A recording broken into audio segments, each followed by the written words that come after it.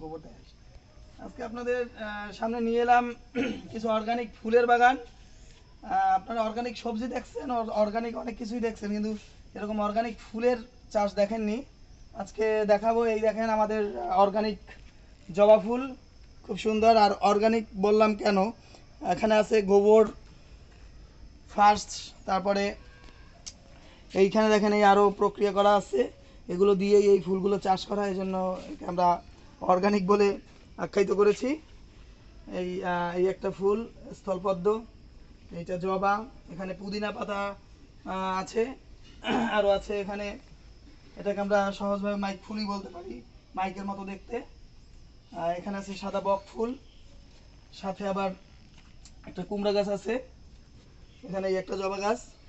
এই মোটামুটি এগুলো নিয়ে বেশ ভালোই আমার এই বাগান, সম্পূর্ণ বাগানটা একটু দেখাচ্ছি আপনাদের, পুরোটা দেখা।